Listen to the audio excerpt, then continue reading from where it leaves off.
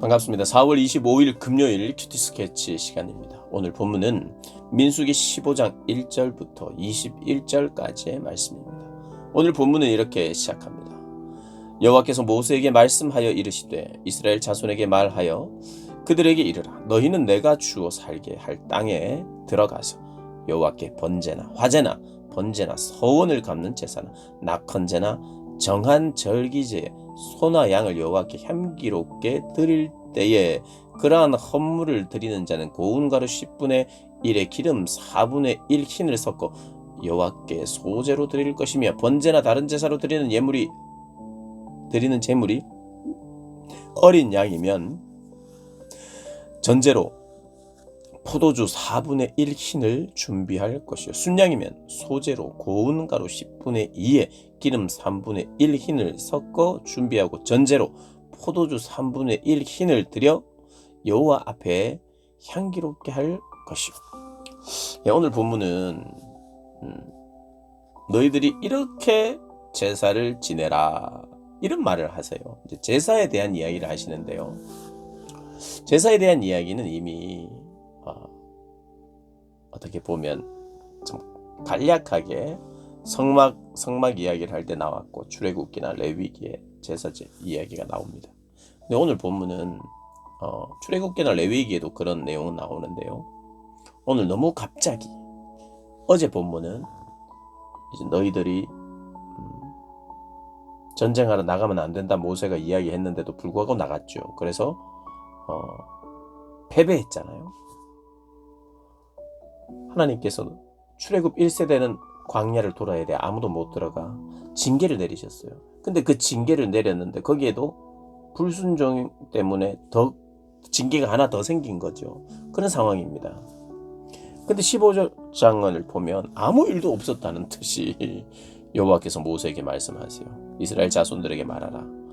내가 너희에게 주어 살게 할 땅에 들어가서 지금 거기에 들어갈 수 있는 사람들은 출애굽 2세대밖에 없는데 1세대, 2세대들에게 다 이야기를 하거든요. 갑자기 14장이 끝나고 15장에 너희들은 제사를 이렇게 드려라. 어디에서? 가나안 땅에 들어가면 내가 약속한 땅에 들어가면 이렇게 제사를 드리라고 해요. 거기 보면 화제, 번제 뭐 이런 이야기를 하면서 전제를 드리는데 전제는 이 곡식으로 만든 포도주 같은 것입니다. 포도주. 전제로 포도주 4분의 1. 그러니 지금은 광야에서 농사를 짓지 않잖아요. 그런데 이제 동물을 잡아서 드리는 이 번제나 태워서 드리는 속죄제나 뭐 이렇게 짐승의 피를 통해서 드리는 제사 말고 곡식으로 드리는 제사는 지금 광야에서 드릴 수 있는 제사가 아니죠. 가나안 땅에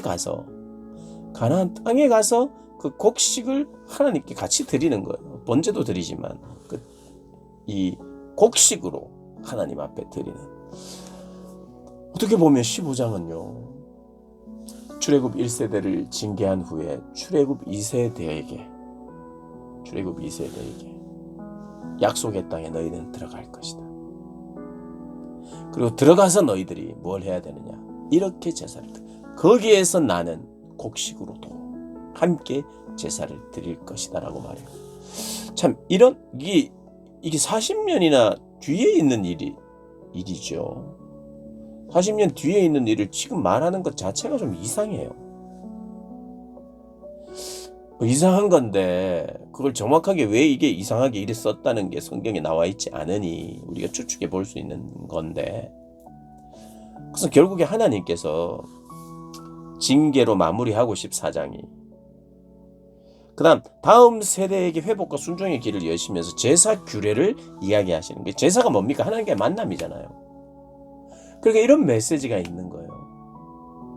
그 땅에서 너희가 제사를 지낼 때 약속의 땅에서도 중요한 것이 뭐냐 하면 나를 예배하는 것이고 제사로 나의 앞에 나오는 것이 약속의 땅에서도 중요한 것이다. 지금 여기 있는 광야에서 너에게 중요한 것도 역시 나 앞에 나오는 것이다. 이 말은요, 1세대에는 이제 너 희망도 없고 소망도 없어. 너희들 이제 끝이야. 너희들 자녀를 위해서는 뒷바라지해. 이렇게 받아들일 수도 있어요. 희망이 없는 것 같잖아요. 결국에는 40년 동안 돌다가 그들은 가나안 땅에 못 들어가요. 그런데 하나님께서 이 이야기를 하시면서 이 두 세대에게, 이 세대는 앞으로 들어갈 희망의 땅, 약속의 땅 가서 이렇게 제사를 드리라. 그리고 그 약속이 마치 현실화되는 것처럼 곡식을 너희들이 이렇게 드려라 하는 게 나오고요. 하나님이 이 말씀을 통해서 이들에게 약속의 땅에 가면 너희들 축제를 벌리라가 아니라 제사를 지내는, 여전히 너희들은 제사함으로 내 앞에 나와야 되는, 내가 너희들을 만나는 것과 너희가 동행하는 방식이 바로 이거야 라는 것을 강하게 말씀하시면서 약속도 제공하시고, 그리고 1세대에게는 너희들이 예배를 제대로 드려야 된다. 나에게 늘 순종하면서 내가 내어놓은 길을 따라서 이렇게 순종해야 된다는 간접적인 메시지도 함께 이야기하는 거죠.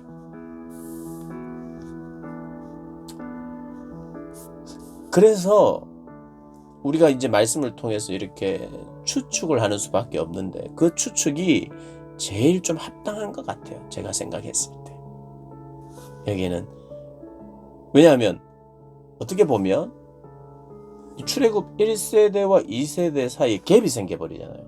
출애굽 1세대는 이제는 가나안 땅에 못 들어가는 세대, 출애굽 2세대는 이제 가나안 땅에 들어가는 세대. 그러면 출애굽 1세대는 굉장히 운명 지어졌잖아요. 못 간다, 끝이다. 굉장히 힘없고 취물하고, 2세대는 2세대대로 희망이 있는 듯한데 그게 또 40년 뒤의 일이고, 우리 부모는 못 들어가는 땅을 나만 들어갈 수 있다고 하는 그런 애매한 이런 어떤 정서가 흐르고 있는 이곳에 하나님께서 그들을 회복시켜야 되잖아요. 심판 후에 회복시키고 심판 후에 소망의 메시지를 줘야 되잖아요. 근데 그것을 딱 그 땅에 들어가서 제사를 이렇게 지내라는 방식으로 희망도 주고 소망도 주고 그 땅에 대한, 그리고 진짜 희망을 모든 세대에게 주는데, 너희들은 예배 공동체다. 예배 드려야 한다.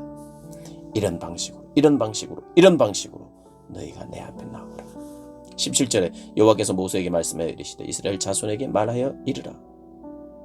너희는 내가 인도하는 땅에 들어가거든 그 땅의 양식을 먹을 때에 여호와께 거제를 드리고 너희의 처음 익은 곡식가루 떡을 거제로 타작 마당에 거제 같이 들어 드리라. 너희의 처음 익은 곡식가루 떡을 대대로 여호와께 거제로 드릴지. 약속의 땅에 들어가서 드림에 대해서 첫 소산을 하나님께 드리는 것이, 이게 뭐냐면 이 땅은 하나님의 것입니다. 하나님의 땅입니다. 이 땅의 소산도 하나님의 소산입니다. 우리는 그 하나님의 소산으로 먹고 삽니다. 그러니까 이 모든 것을 공급하시는 분이 하나님이라는 이런 고백 가운데 너희들이 그 땅에서 살아야 된다. 지금은 뭡니까? 지금 이제 만나를 먹을 거예요. 이들이 다 만나를 먹으면서 사는데, 이건 역시도 누가 공급하시는 거예요? 하나님이 공급하시는 거예요. 어떻게 보면요, 약속의 땅에 들어가는 건 너무 좋지만 하나님의 공급을 경험하고 있는, 하나님의 임재가 있는 하나님의 공동체가 더 중요한 것이지 땅이 중요한 것이 아니라는 걸 여기에 간접적으로 암시하고 있어요. 그리고요, 여기 보면 이방인들이 있을 때 이방인들에게도 동일한 예배 규례를 적용해서 하나님 나라가 이방인들에게도 이렇게 전해질 것을, 어느 정도 이 언약의 공동체가 더 확장될 것을 또 암시해요. 그래서 이 15장은 어떻게 보면 그냥 보면 뭘 갑자기 제사 이야기를 하면서 막 뭐 이방인에게도 같이 괜히 뭐 벌써 김치국물 마시는 것 같아요. 40년 뒤에 일인데도 불구하고. 그런데 40년 후에 있을 일이지만 그걸 마치 실제처럼 당장 우리 눈앞에 있는 중요한 어떤 이야기처럼 이야기하면서 이 두 가지를, 이 두 세대를 향하여 메시지를 전하는 예배, 하나님과의 만남. 1세대에게도 너희와 나의 관계도 회복된다. 회복된 제사를 통해서. 2세대에게. 그 2세대에게 무한정 긍정적인 것도 아니고 1세대에게 무한정 부정적인 것도 아니에요. 여러분 1세대는 이제 가나안 땅에 못 들어가요. 그럼 1세대의 마음은 어떻습니까? 어떻을까요? 뭐 아프고 슬프고 힘들고 뭐 그런 것도 있을 거예요. 가고 싶은데 이런 것도 있을 거예요. 그런데 내 새끼들은 들어간대요. 내 새끼들은, 내 자녀들은. 그럼 1세대가 어떻게 할까요? 내 자녀들은 들어갈 수 있대요. 근데 사랑하는 부모님이라면 내 실패를, 나의 부족을 가슴 깊이 간직하면서 그 자녀들을, 너희도 봤잖아, 너희도 알잖아, 우리의 불순종 때문에 너희들은 불순종하면 안 돼, 가나안 땅에서도 마찬가지야 하면서 신앙교육 시킬 수 있지 않을까요? 어떻게 보면 쫙 두 그룹으로 나눠서 2세대는 가는 그룹, 1세대는 못 가는 그룹 해서 그들의 신앙적인 아주 애매한 정서로 나누는 것이 아니라, 나는 비록 못 들어가지만 자녀에게 더 신앙 양육을 더 잘할 수도 있다는 거예요.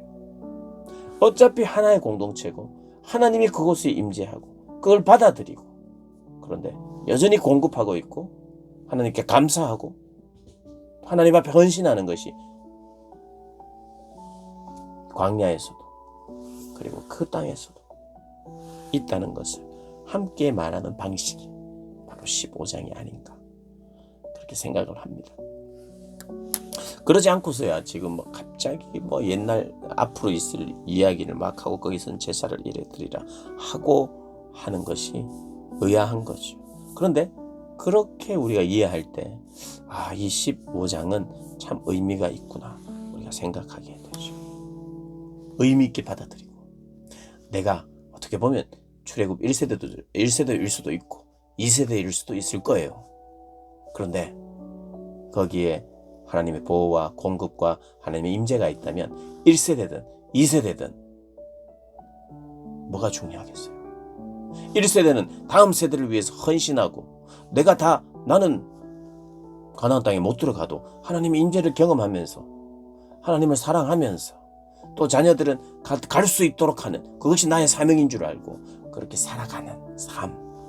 억울할 것도 없고 아쉬울 것도 없는 그런 삶을 살아낼 수 있는 거죠. 그래서 내가 혹시 1세대다 느껴지면 2세대를 위해서 우리의 사명이구나,